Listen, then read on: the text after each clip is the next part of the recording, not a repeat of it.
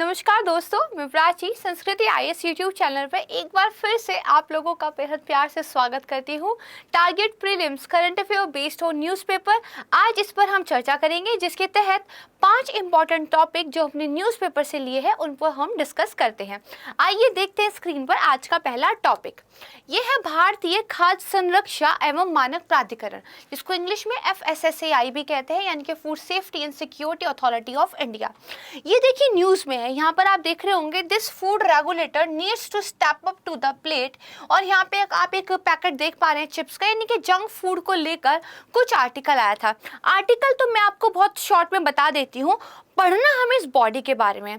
देखिए FSSAI ने एक एक्चुअली रिपोर्ट आई थी कि जो हमारे यहाँ 5 साल से लेकर 15 साल तक की उम्र के बच्चे हैं वो जंक फूड खाने की वजह से बहुत बीमार पड़ रहे हैं और मोटापे की समस्या बच्चों में बहुत ज़्यादा देखने को मिल रही है। तो FSSAI ने कहा कि हम जो है जंक फूड के पैकेट्स के लिए कुछ ऐसे रेगुलेशंस लेके आएंगे ताकि कंज्यूमर्स की हैबिट में चेंजेस आए और लोग जो है डिस्करेज हो इस तरह के जंक फूड को खाने के लिए। तो काफी टाइम से उस पे काम कर रहे थे। अब वो एक सिस्टम लेके आए जिसको बोला जाता है हेल्थ रेटिंग सिस्टम।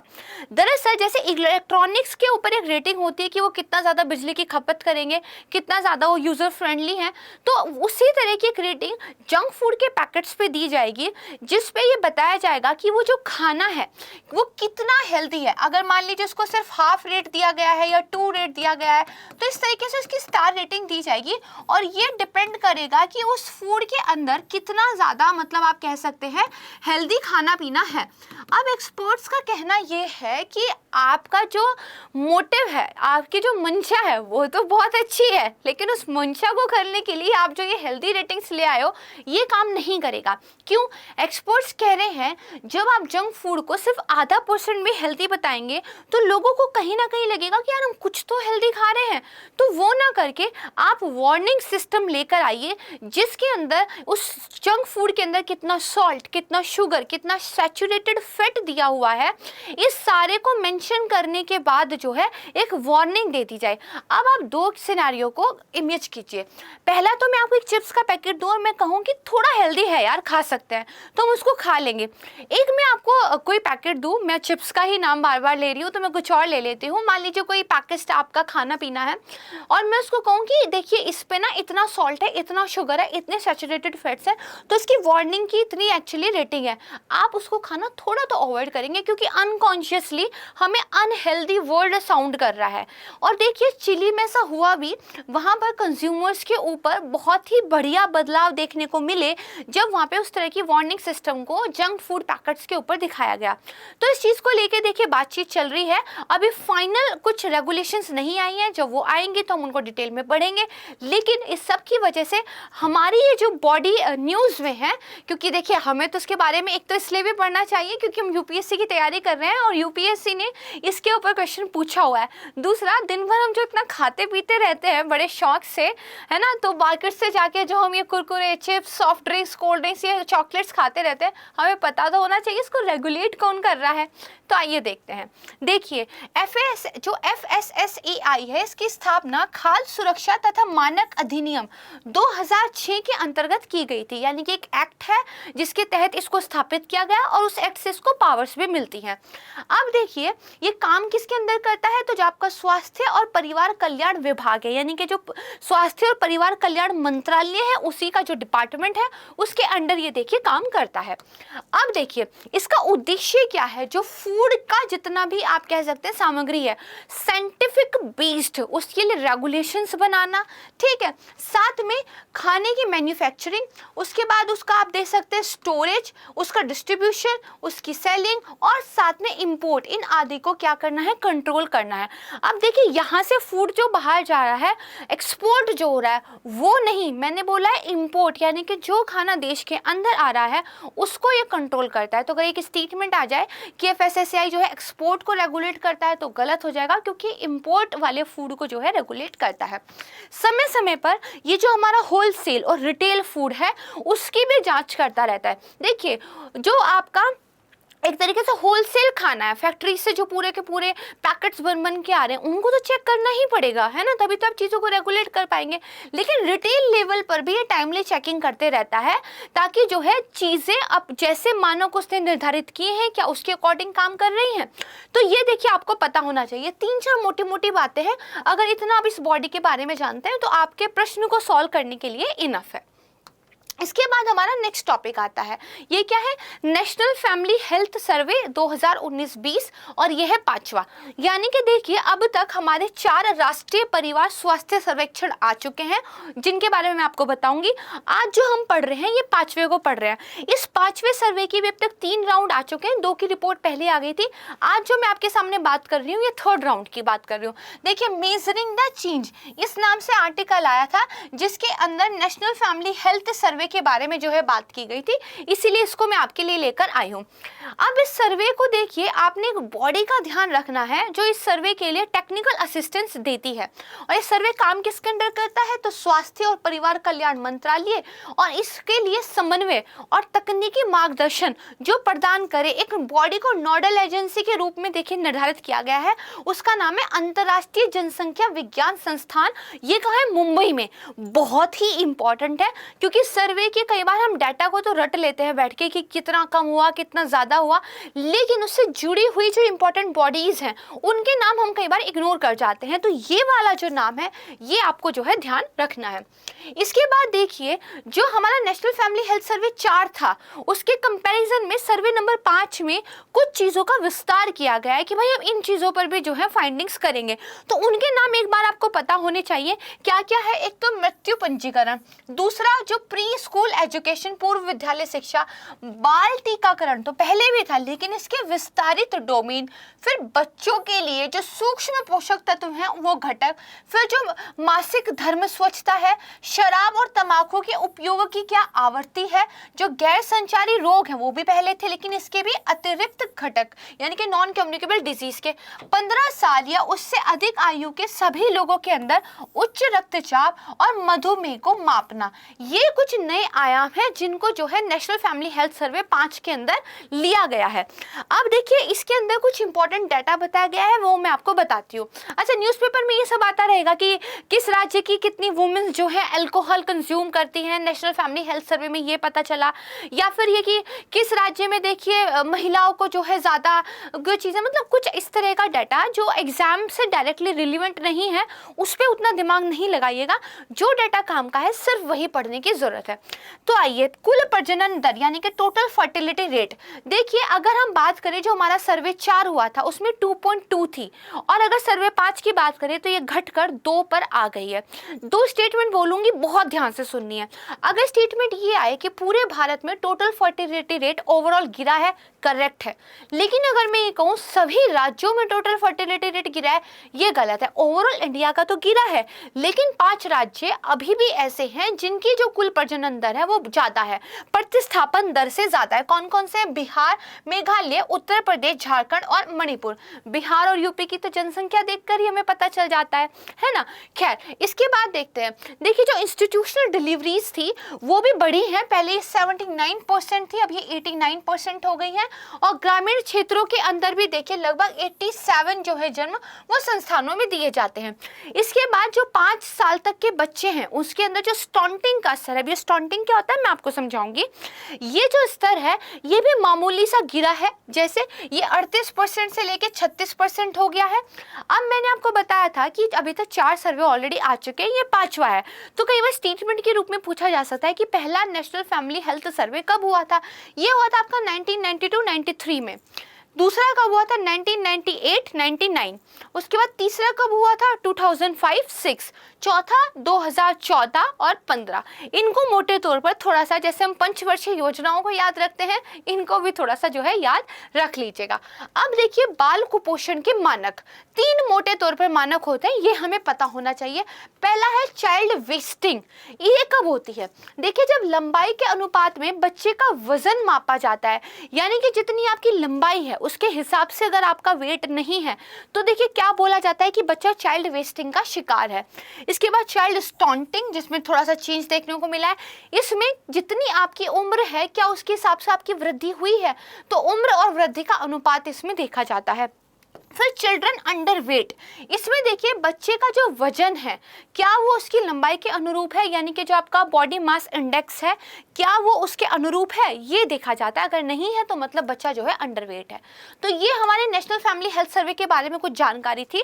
अब हम चलते हैं अपने अगले टॉपिक पर। यह है भारतीय पुरातत्व सर्वेक्षण, यानी कि आर्कियोलॉजिकल सर्वे ऑफ इंडिया। देखिए उड़ीसा में इनकी एक रिपोर्ट आई है जिसकी वजह से वहाँ कुछ पॉलिटिकल टर्मोइल चल रहा है, वो हमारे लिए काम का नहीं है, लेकिन क्योंकि न्यूज़पेपर में एएसआई बॉडी का नाम आया है तो हमें ये पढ़नी होनी चाहिए। किसके अंदर काम करती है? संस्कृति मंत्रालय के अंदर काम करती है, और ये देश की जो सांस्कृतिक और पुरातत्व धरोहर है उसकी सुरक्षा, उसके संरक्षण के लिए काम करता है। जैसे जो प्राचीन संस्मारक और पुरातत्व स्थल अवशेष अधिनियम 1958 है, उसके प्रावधानों के अनुसार ये देश में सभी पुरातत्वीय गतिविधियों को रेगुलेट करता है। दूसरा, ये पुरावशेष और बहुमूल्य कलाकृति अधिनियम 1972 को भी रेगुलेट करता है। ये मैंने जो संस्कृति मंत्रालय की वेबसाइट है वहां से लिया है, तो बहुत इंपॉर्टेंट है, ध्यान रखिएगा। इसके अलावा देखिए राष्ट्रीय महत्व के जो प्राचीन स्मारक हैं, जो पुरातत्वीय स्थल हैं, उनके रख रखाव के लिए संपूर्ण भारत को 24 मंडलों में जो है विभाजित किया गया है। वेरी इंपॉर्टेंट, इसको ध्यान रखिएगा। इसके बाद अगर बात करेंगे जो भारतीय पुरातत्व सर्वेक्षण है ये किसका उत्तराधिकारी है, ऐसी क्या बात जो है हुई थी कि उसके बाद हमारा एएसआई बनकर आया।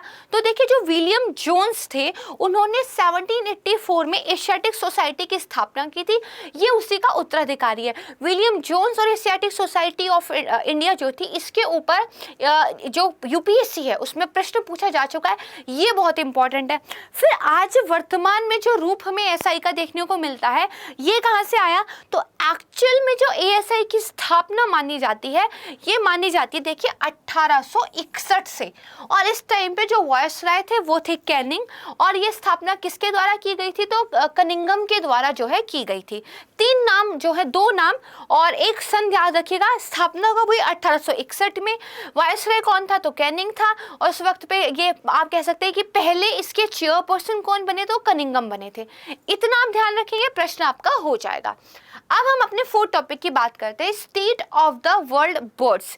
ये देखिए एक रिपोर्ट रिलीज हुई है, the grim of warning of a global study on birds.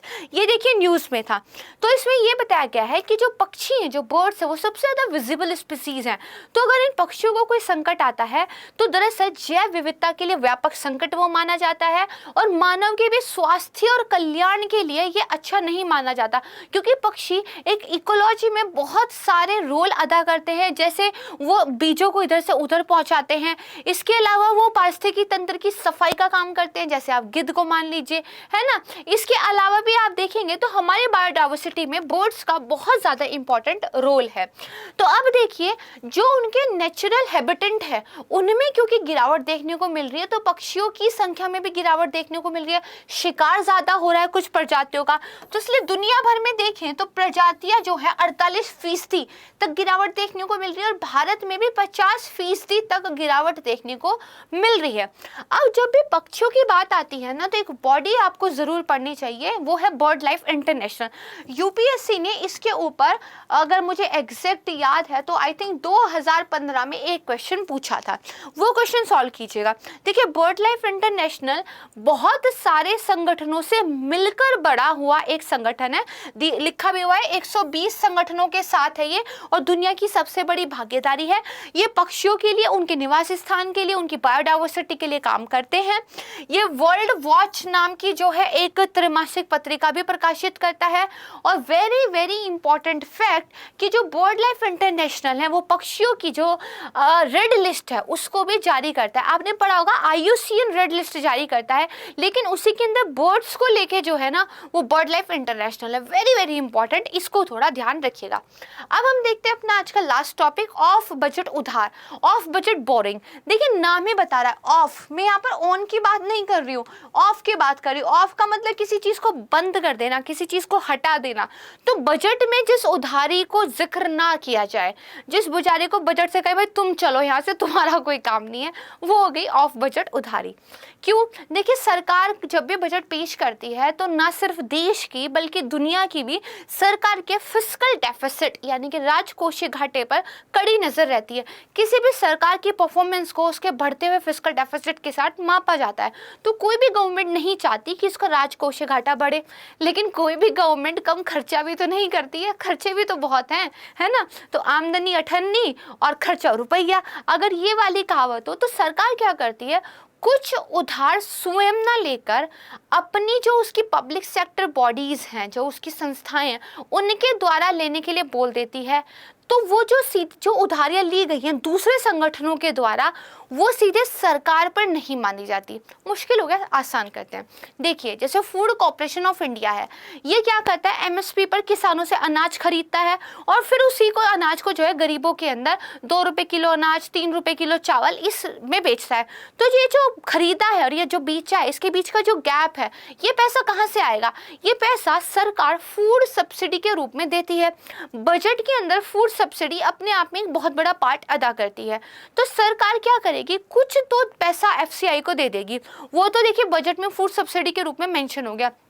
कुछ पैसे के लिए सरकार एफसीआई को बोल दे कि भाई तुम कहीं और से लोन ले लो, हम इस बार तुमको इतना ही दे पाएंगे। अब देखिए, टेक्निकली लोन किसने लिया है? एफसीआई ने। क्या सरकार पर इसकी लायबिलिटी बनती है? टेक्निकली तो नहीं बनती, क्योंकि लोन लिया है एफसीआई ने। तो क्या ये सरकार के बजट का हिस्सा बनेगा? नहीं।